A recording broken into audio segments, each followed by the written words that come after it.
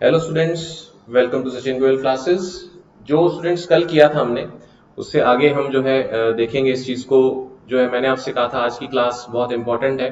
तो इसमें हम क्या करेंगे कि आज जो है हम नया टॉपिक शुरू करेंगे, और ये जो टॉपिक है ये बहुत इंपॉर्टेंट रहेगा, ध्यान से देखने की ज़रूरत है। ठीक है, तो हम अपनी बात शुरू करते हैं। ये जो टॉपिक जैसे मैंने आपको बताया था ये आगे तक जाएगा आपके लिए, तो आपको जो है अच्छे से समझने की ज़रूरत है इसको। और इस टॉपिक का नाम है क्वांटम नंबर्स। ठीक है, तो हम अपनी बात शुरू करते हैं। देखिए, इसको बोलते हैं quantum numbers.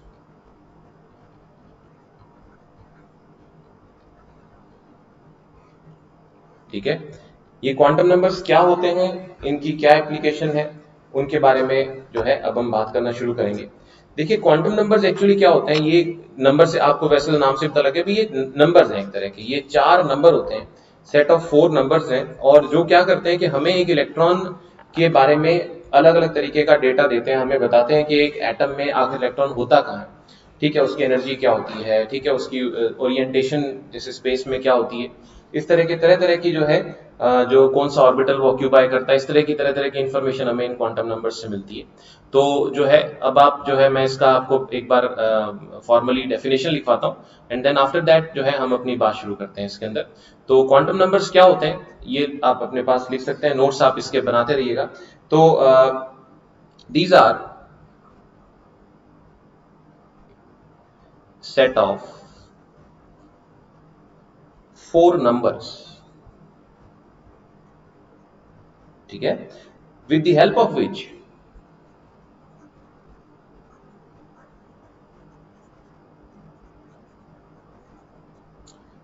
we can get complete information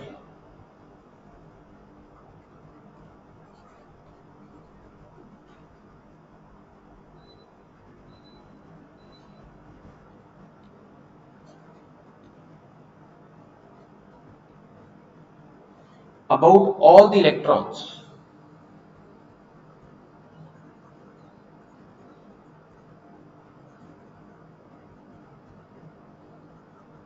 in an atom. That is location, energy, the type of orbital occupied,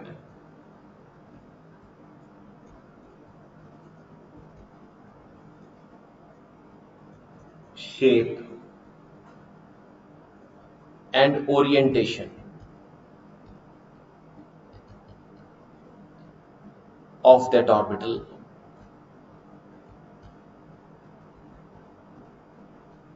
etc.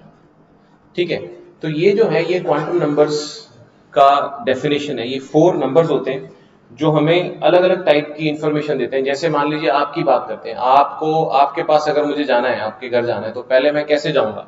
पहले सबसे पहले मैं आपकी जो है मोहल्ला देखूंगा, कौन सा आपका कॉलोनी कौन सी में रहते हो, फिर आपकी गली में जाऊंगा, गली से मकान में जाऊंगा, मकान से कमरे में जाऊंगा, फिर मैं देखूंगा भाई आप सो रहे हो जाग रहे हो। तो इस तरीके से क्या होगा, वही कुछ ऐसी सिचुएशन है कि ये हमें जो है ये इलेक्ट्रॉन की जब आप बात करते हैं तो एक्चुअली एटम के अंदर शेल्स होते हैं, शेल्स के अंदर सब शेल्स होते हैं, और सब शेल्स के अंदर सब शेल्स होते हैं जिनमें जिनको ऑर्बिटल्स बोलते हैं।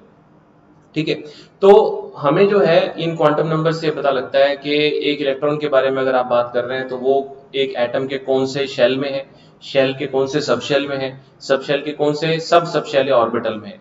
ठीक है, तो इस तरह की जो इन्फॉर्मेशन है वो इन क्वांटम नंबर से मिलती है। जैसे आपके अगर मुझे आपको आपके पास जाना है तो क्या होगा, मैं भी वो है कि मान लो आपकी कॉलोनी का नाम हो गया, इंदिरा कॉलोनी हो गया, और उसके बाद आपका हाउस नंबर 5 हो गया, और आप रूम नंबर उसमें रुके हो, मान लो आपका जो भी रूम है, पीछे वाला रूम है, आगे वाला रूम है। तो ऐसी डेटा जो है ना वो इन्फॉर्मेशन से ही मैं आपके पास पहुंच सकूंगा। तो उसी तरीके से एक एटम में जो इलेक्ट्रॉन होता है कोई भी, उस इलेक्ट्रॉन के बारे में ये बताता है कि एटम में वो इलेक्ट्रॉन एक्चुअली है कहाँ पर। ठीक है, उसकी स्पेस मतलब लोकेशन क्या है, एनर्जी उसकी कैसी है, कौन सा ऑर्बिटल उसने ऑक्यूपाई कर रखा है। इस तरह की जो बातें हैं वो सारी की सारी हमें क्वांटम नंबर से पता लगती हैं। ठीक है, तो ये चार होते हैं कुल मिला के। तो इनके बारे में हम एक एक करके इन्फॉर्मेशन अपनी इकट्ठी करते हैं। तो सबसे पहला क्वांटम नंबर जो है उसका नाम जो है उसको आप बोलते हैं प्रिंसिपल क्वांटम नंबर।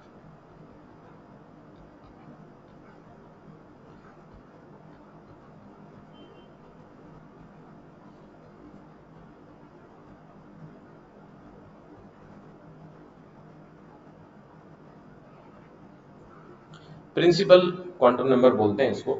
इसको ना हम स्मॉल n से रिप्रेजेंट करते हैं।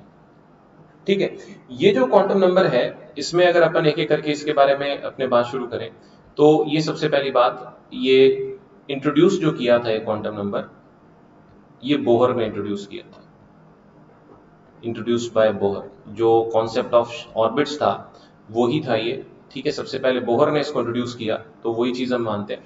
दूसरा, दिस क्वांटम नंबर, मैं एक बार शॉर्ट में से, is equal to the number of shell. ठीक है ना, यानी कि जो है जैसे मान लो n इज इक्वल टू 1 अगर होता है, मीन्स इनर मोस्ट शेल। ठीक है ना, जिसको किसी टाइम में हम k बोला करते थे, अंदर अंदर वाली को, जो बोहर ने KLMN वाला सिस्टम किया था ना, वो n2 मीन्स शेल नंबर 2, जिसको आप L बोला करते थे, एंड सो ऑन। इस तरीके से ही होती है। ठीक है, उसके बाद इसी में और देखें, the value of n in any atom is infinity। ये हम ये मानते हैं कि हर एटम में अनंत तक, इन्फिनिटी तक जो है, जो शेल्स हैं, 1 2 3 4 5 6, इन्फिनिटी तक है। देखो एक बात है कि बोहर का कॉन्सेप्ट पूरा गलत नहीं हुआ। ठीक है, बोहर का कॉन्सेप्ट अपनी जगह ठीक था, बस ऑर्बिट की जगह आज हम शेल बोलते हैं। मतलब ऑर्बिट 2D था, शेल 3D होता है। तो इलेक्ट्रॉन जो है, खाली जो आप ये कहें कि एक दीवार पर चक्कर लगा रहा है, ऐसा नहीं, वो एक रूम में कहीं पर भी घूम रहा है, इस तरीके से होता है, तो 3D में होता है। पर हाँ, उसके अगर हम उसकी मूवमेंट को, अगर हम सारे को एक उसका एक प्रोबेबिलिटी, जैसे इलेक्ट्रॉन क्लाउड बनाए, तो पूरा एक शेल बन जाता है वो। ठीक है, खोल बन जाता है एक तरह से। तो उसको हम शेल के ऊपर शेल ऐसे होते हैं वो, तो उसको हम शेल्स बोलते हैं आज की डेट में। और वही सिस्टम है, जैसे बोहर ने कहा था ऑर्बिट इन्फिनिटी तक है, बस आज हम ये कहते हैं शेल्स इन्फिनिटी तक है। ठीक है, तो और इसमें बारे में बात करें, अगर अपन ये इन्फिनिटी तक होते हैं, इसमें अगर हम बात करें, ये एन, ये वही एन है जो कि जो अपन ने बोहर की एप्लीकेशंस में, जैसे जो था radius of orbit, energy of orbit, या velocity of electron in orbit, या जो अपना स्पेक्ट्रम की एक्सप्लेनेशन में जो फॉर्मुलेशन था, उसमें सारा जो एन, स्मॉल एन लगा था, ये वही था।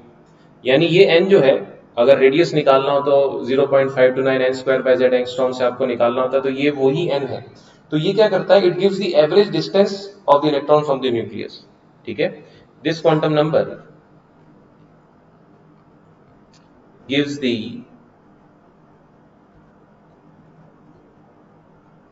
average distance of the electron from the nucleus।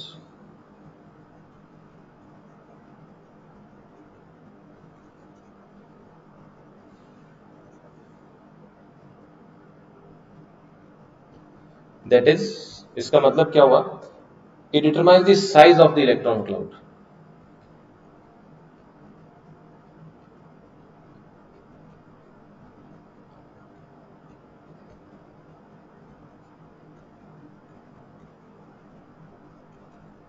Electron cloud का साइज पता लगाता है हमारे लिए।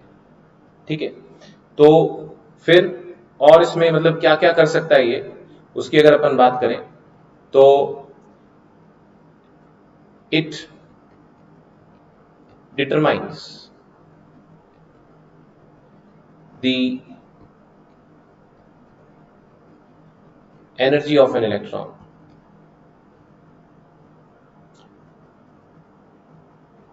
इन hydrogen and hydrogen like species. जैसे मैंने आपको बताया था ना, 1 इलेक्ट्रॉन सिस्टम जिनमें होता है, अगर आपको ध्यान हो, अपना फॉर्मूला क्या था, E is equal to -2.18 into 10 to power -18 Z square upon n square joule पर एटम। तो ये वाला जो n था ना, ये वही था। यहाँ पर भी अगर अपन बात करें, ये जो साइज की बात करें, तो रेडियस ऑफ ऑर्बिट 0.529 और n square upon Z angstrom में जो ये वाला n था, ये वही वाला n है, प्रिंसिपल क्वांटम नंबर बोलते हैं इसको। ये वाला जो n है, ये प्रिंसिपल क्वांटम नंबर है। ठीक है, तो ये इसकी एप्लीकेशंस आ गई। ठीक है, जो है जो ये सिंगल इलेक्ट्रॉन सिस्टम में तो करता है, मगर मल्टीपल इलेक्ट्रॉन सिस्टम का जरा अलग सिस्टम होता है, तो इसमें थोड़ा सा हम लिख सकते हैं या कि however in case of multi-electron atoms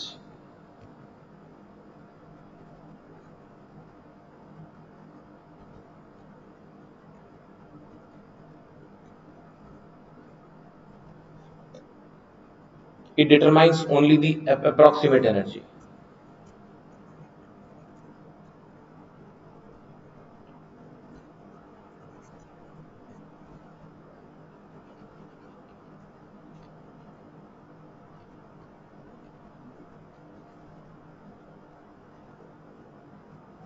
Of an electron. तो बेसिकली जो बोहर के मॉडल में मैंने आपको बताया था लिमिटेशन है कि वन इलेक्ट्रॉन सिस्टम को ढंग से बताता है वहां पर। ठीक है, तो और इसमें जो बात अगर हम बंद करें वो क्या कि दी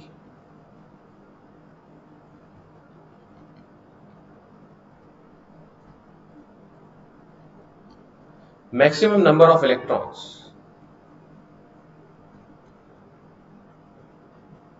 present in any shell या प्रिंसिपल शेल भी बोल देते हैं is given by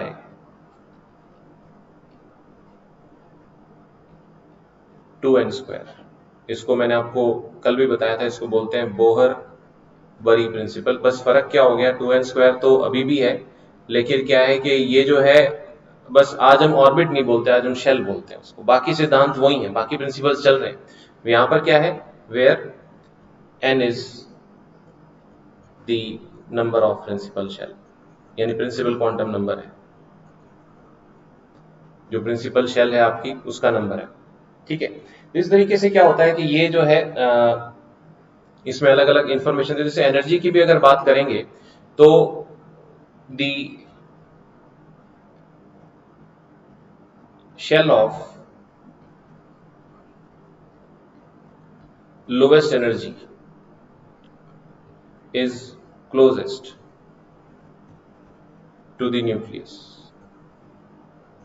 ठीक है ना, जैसे आप देखो यहां पर जैसे जैसे एन बढ़ेगा, इस जगह पे इस फॉर्मूले पे एन बढ़ेगा, एन बढ़ेगा तो ये वैल्यू ओवरऑल घटेगी, यानी नेगेटिव वैल्यू जो है वो बढ़ती जाएगी, तो जो है मतलब वैल्यू इंक्रीज करेगी। तो लोएस्ट एनर्जी जो है सबसे ज्यादा नेगेटिव वैल्यू जो होगी वो आपकी अंदर वाले सबसे अंदर वाले शेल की होगी। फिर जैसे जैसे बाहर चले जाएंगे वैसे वैसे जो है वो एनर्जी बढ़ती चली जाएगी। यानी कहने का मतलब ये है कि एनर्जी की अगर बात करें के से ज्यादा एल की, एल से ज्यादा एम की, फिर एन की, या आप ऐसे ऐसे करके होती है। आप अगर 1 2 3 4 में लिखना चाहते हैं इसको तो ये ऐसे होती है। ठीक है, यानी कहने का मतलब ये शेल नंबर ही है, ये शेल है, बस ऑर्बिट नहीं है। आज की डेट में शेल होती है, तो प्रिंसिपल क्वांटम नंबर से हमें क्या पता लगती है, शेल पता लगती है। ओके, नेक्स्ट देखते हैं आगे। जब हम इसमें चलते हैं तो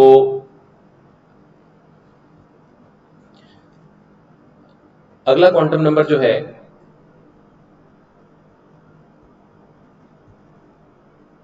ठीक है, दूसरा क्वांटम नंबर जो है उसको बोलते हैं एजिमुथल या सब्सिडियरी या सेकेंडरी या angular momentum quantum number.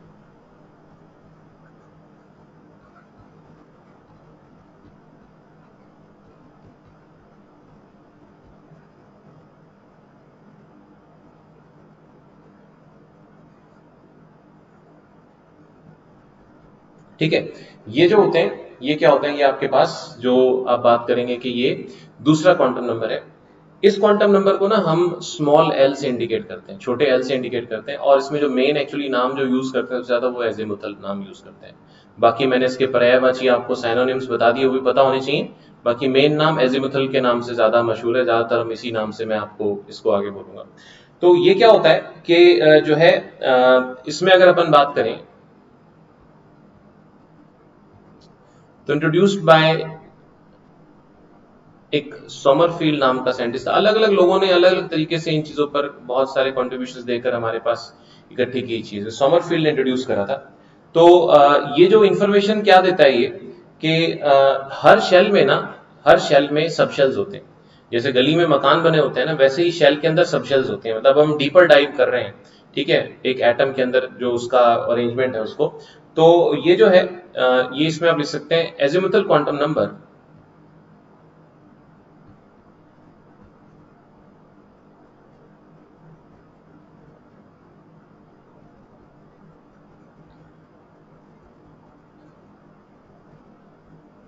gives information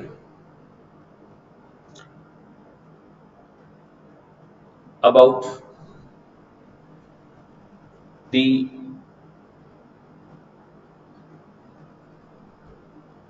number of subshells present in a main shell।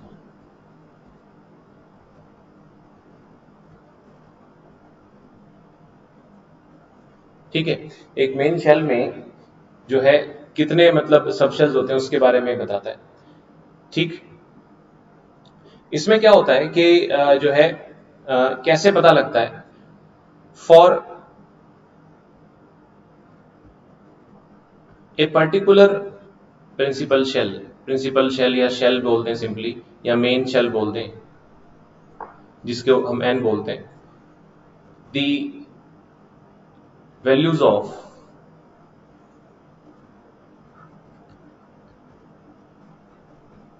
Azimuthal quantum number are 0 to n-1।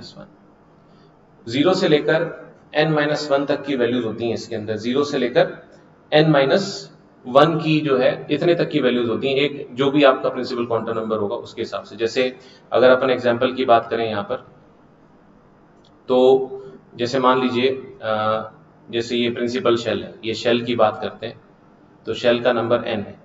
तो जो एजिमुथल क्वांटम नंबर्स हैं वो क्या क्या बनेंगे, जैसे अगर फर्स्ट शेल है तो एल की वैल्यू होगी 0 से लेकर n-1 तक, 0 और 1-1 मतलब 0। ठीक है, अगर दूसरे शेल की बात करेंगे तो एल की वैल्यू होगी 0 से शुरू करेंगे 0 और उसके बाद होगी 2-1 यानी कि 1। 0 से लेकर n-1 तक जितनी भी वैल्यूज हैं। तीसरे शेल में एल की वैल्यू होगी 0, 1 और 2।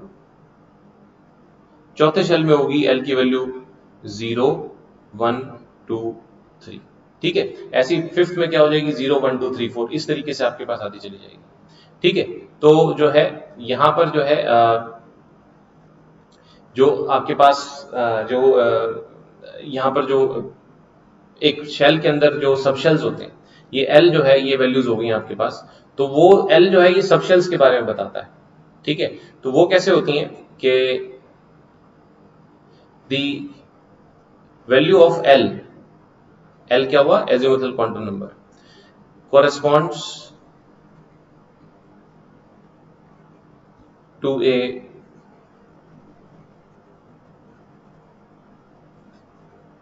Particular subshell. एल की वैल्यू जो है उससे पता लगता है कि ये एल की वैल्यू जो हमें एक पर्टिकुलर सबशेल के बारे में बताती है। जैसे क्या होता है, जैसे मान लीजिए आपके पास एल जो है और उससे करस्पॉन्डिंग जो एल जब होता है तो सबशेल क्या होती हैं उसकी हम बात करें तो एल 0, 1, 2, 3, 4, 5 ऐसे चलेगा, है ना। एल की वैल्यू आगे चलती है, बस एन से एक कम होती है, एन से यानी प्रिंसिपल क्वांटम नंबर से एक कम होती है ना, मैक्सिमम n-1 तक जाती है। तो ये 1 है तो 0, 2 है तो 1 तक, 3 है तो 2 तक, 4 है तो 3 तक, ऐसे जाती है। ठीक है, तो अब हम बात करें कि जब एल की वैल्यू 0 होती है ना तो सबशेल को हम क्या बोलते हैं, तो हम सबशेल को बोलते हैं एस। 1 होता है तब हम उसको सबशेल का नाम देते हैं पी। एल जब 2 होता है सबशेल को नाम देते हैं हम डी, और 3 पर बोलते हैं एफ। ठीक है, यहां तक तो जैसे पर्टिकुलर कुछ नाम है, उसके बाद सिंपल अल्फाबेटिकल ऑर्डर शुरू हो जाएगा। जैसे एसपीडीएफ तो है, उसके बाद जैसे एफ के बाद जी, एच, आई, जे, के, एल, एम, एन, ओ, फिर आप कहोगे पी, दोबारा पी नहीं आएगा उसके अंदर। ठीक है, तो इस तरीके से आगे चलता चला जाता है। यानी 5 के लिए H हो गया, फिर 6 के लिए H के बाद I हो गया, इस तरह चलता है। इनका नाम जो है पर्टिकुलर उसका कारण है कुछ नाम रखने का। ये जो है एक्चुअली ये जो इनिशियल नोटेशंस हैं ये इनिशियल लेटर्स हैं, कुछ जो डिफरेंट टाइप्स की स्पेक्ट्रल लाइंस को समझाने के लिए पहले नाम दिया जाता था। तो ये जैसे S stands for sharp lines of spectrum. Spectrum की क्या होता है, अलग अलग तरीके की लाइंस होती हैं, तो उनको एक्सप्लेन करने का काम आता है। फिर P जो है that stands for principal lines of spectrum.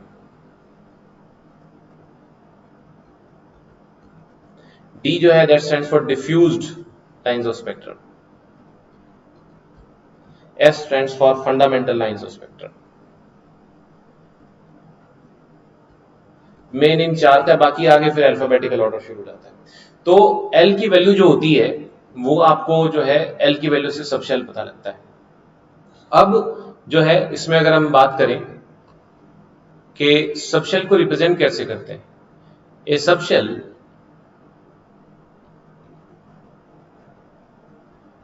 Is represented as n L.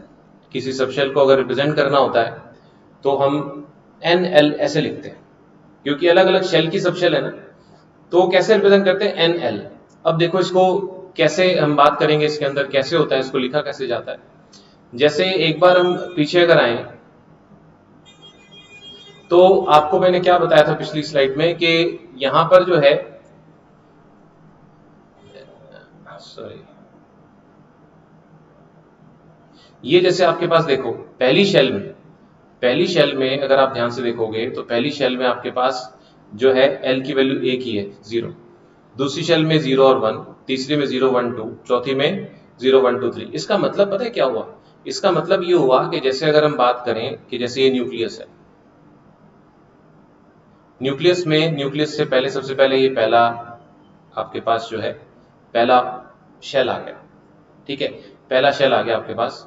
उसके बाद यानी n इज इक्वल टू 1, ठीक है। उसके बाद आपके पास समझ लो दूसरा शेल आ गया n इज इक्वल टू 2। उसके बाद तीसरा शेल आ गया n इज इक्वल टू 3। चौथा शेल आ गया n इज इक्वल टू 4। ऐसे अब है क्या कि पहला शेल जो है उसमें एक ही सब शेल, जैसे पहली गली में एक ही मकान बना हुआ, दूसरे शेल में दो सब शेल है। तो इसको आप ये बता सकते हो भी, आप ये समझ लो कि इस तरीके से इसमें n इक्वल टू 2 में दो सब शेल्स ऐसे दो जा रहे हैं, ये पूरा मिला के एक n इक्वल टू 2 हो गया आपके पास, एक शेल बन गया है, ठीक है। ऐसे ही n इक्वल टू 3 में आते हैं, जब आप प्रिंसिपल शेल जब 3 होती है तो 0 1 2 यानी 3 सब शेल है उसके अंदर। तो आप इसको ऐसे कर सकते हो, मान लो ये 1, ये 2 और ये हो गया आपके पास, ये हो गया मान लीजिए 3। तो ये पूरा तीसरा शेल है, इन तीन चीजों को मिला के n इक्वल टू 3 है, जिसमें 3 सब शेल्स हैं, ठीक है। पहला जो है वो आप समझ लो 3 और 0, दूसरा जो है वो हो गया 3 और 1, तीसरा जो है वो हो गया 3 और 3, ठीक है ना। यहां क्या था, यहां अगर n और l मैंने आपको क्या कहा, तो ये सब शेल का नाम क्या बनेगा, n के हिसाब से बनेगा 1 और l के हिसाब से 0। ये क्या बनेगा 2 0 और 2 1। ये क्या बनेगा 3 0 3 1 3 3। ये क्या क्या है, मतलब आप समझो ये चीज तो n है और ये है l। ऐसे ही फोर्थ शेल में जब आप आओगे, फोर्थ शेल में आओगे तो आपके पास क्या होगा कि यहां पर आप देख रहे हो कि 4 सब शेल्स हैं, एक बनी हुई है 2, ठीक है। उसके बाद जो है मान लीजिए ये 3 और उसके बाद ये मान लीजिए और एक कलर यूज कर लेते हैं, मान लो ये कलर यूज कर लेते हैं 4, ठीक है। ये 4 बनी हुई है, तो इनका नंबर अब क्या बनेगा, अगर अपन देखें इनका नंबर क्या बनेगा, तो 4 और 0 से 40, 41 42 43। ये n और l का रिप्रेजेंटेशन हो गया। यानी एक सब शेल को अगर दिखाना है आपने, अब ये पूरा एक शेल है, ये पूरा shell, this is a complete shell, n is equal to 4। अब फोर्थ शेल में ये 4 सब शेल है, 1 2 3 और 4। थर्ड शेल में 3 सब शेल है, ये 1 2 3। सेकेंड शेल में 2 सब शेल है, 1 और 2, और जो फर्स्ट शेल है उसमें एक ही सब शेल है, एक, ठीक है। तो ये आपके पास 10 हो गया, ये 20 21 30 31 33 33 32 सॉरी, यहाँ पर 40 41 42 43 ऐसे। अगले में क्या हो जाएगा, n इक्वल टू 5 में क्या होगा, n इक्वल टू जब 5 लेंगे यहाँ पर तो क्या हो जाएगा, 0, 1, 2, 3 और 4, यानी कि फिफ्थ शेल में 5 सब शेल होती हैं, 50, 51, 52, 53, 54। समझ आई मेरी बात? लेकिन अब क्या होता है कि इसको रिप्रेजेंट कैसे करते हैं? रिप्रेजेंट करने की जब आप बात करते हैं तो कैसे किया जाता है उसको आप समझिएगा। ये NL लिखते हैं आप, ठीक है? तो NL जब आप लिखते हैं ना, NL जब आप लिखते हैं तो जो है इसमें क्या चीज आती है आपके पास, इसको ना डिजिट जो, जैसे मान लीजिए आपके पास first shell n is equal to 1 है, मान लो n इज इक्वल टू 1 है, और L क्या होगा आपके पास, और NL क्या होगा आपके पास, ठीक है? n जब 1 है, ये देख रहे हो आप, तो L की वैल्यू सिर्फ 0 होती है, तो NL क्या बना 10। n जब 2 होता है तो L की दो वैल्यूज आती हैं, 0 और 1, ये क्या बना 20 और 21, है ना? फिर जब n की वैल्यू 3 होती है तो 0, 1, 2, तीन वैल्यूज आती हैं, तो जो सबशेल का नाम जो बनता है वो क्या बनता है, 30, 31, 32। ऐसे ही आगे बढ़ते हैं जैसे अपने, तो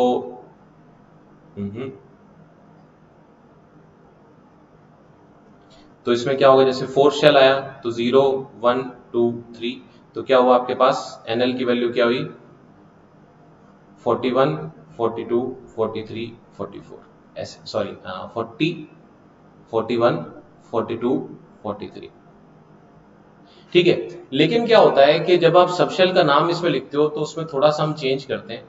सबशेल का नाम लिखते टाइम हम चेंज क्या करते हैं कि उसमें जो L होता है ना, ये जो L होता है, इसको डिजिट की जगह पर अल्फाबेटिकली रिप्रेजेंट करते हैं। N तो डिजिट ही रहता है, लेकिन L को, जो L की वैल्यू होती है उसके कॉरेस्पॉन्डिंग जो अल्फाबेट हमने इसको जो इसके साथ फिक्स कर रखे हैं, वो लिखकर हम सबशेल को रिप्रेजेंट करते हैं। जैसे अब 10 की बात करें तो 1 तो अपनी जगह आएगा ही आएगा, लेकिन L जब 0 होता है तो सबशेल का नाम क्या होता है, S। तो हम इसको लिखेंगे 10 की जगह पर, इसको क्या लिखते हैं, 1S, ऐसे, ठीक है ना? उसी तरीके से जैसे हम और आगे बात करें तो जैसे अब 20, 20, तो शेल तो 2 ही आएगा, लेकिन 0, L की वैल्यू 0 होती है, तो जो है सबशेल का नाम क्या होता है, S। तो इसको क्या बोलेंगे, 20 ना बोल के 2S। 2 और 1, तो 2 तो अपनी जगह आएगा ही, लेकिन 1 पर जब L 1 होता है, N तो आपका जो आएगा, N तो डिजिट के फॉर्म में आएगा, L डिजिट से अल्फाबेट में कन्वर्ट करना है, तो ये क्या हो जाएगा आपके पास 2 1 से क्या हो गया आपके पास, 1 के लिए क्या होता है P, तो 2P, 3 0, 3S, 3 1 यानी 31, 3P, 3 2, 3D। 2 जब आपके पास L2 होता है तो उसको D सबशेल कहते हैं, ठीक है? फिर 4 0, 4S, 4 1, 4P, 4 2, 4D, 4 3, अब की बार ये आपके पास थर्ड 3 आ गया, तो ये क्या होगा, 4F, so and so fourth. आपके सबशेल्स इस तरह से चलते चले जाते हैं। तो एक्चुअली क्या होता है कि जब हम नाम देने की बात करते हैं तो इसमें क्या होता है कि फर्स्ट शेल में एक ही सबशेल होता है और उसको क्या बोलते हैं, 1S। दूसरे में 2 सबशेल होते हैं, 2S और 2P। तीसरे में 3 होते हैं, 3S, 3P और 3D। चौथे में 4 होते हैं, 4S, 4P, 4D, 4F। पांचवें में 5 होते हैं, 4S, 4P, 5S, 5P, 5D, 5F, 5G। हर बार एक नया सबशेल लॉन्च होता चला जाएगा उसके अंदर, ठीक है? तो इस तरीके से क्या होता है कि आप जो है शेल के अंदर सबशेल्स स्पेसिफाई करते हैं। तो आई होप आपको मेरी बात समझ आई होगी। टॉपिक्स थोड़े कॉम्प्लिकेटेड है, तो इसलिए एक दिन में हम थोड़ा थोड़ा पढ़ के ही करेंगे। इस चीज को अच्छे से इम्बाइब कीजिए, अच्छे से देखिए, क्योंकि ये वो बातें हैं जो आपके साथ लंबी चलने वाली हैं। 2 साल लगातार आपको इन चीजों के बारे में अच्छे से नॉलेज होगी, तभी आप इनको ढंग से कर पाओगे, ठीक है? तो I hope you have enjoyed your lecture. इसको आप बार बार देखिए, ढंग से देखिए, इसका ढंग से अपने पास डॉक्यूमेंटेशन कीजिए, ये आगे काम आने वाली चीज है। ओके, बाय फॉर नाउ, बाकी फिर हम कल देखते हैं। ओके।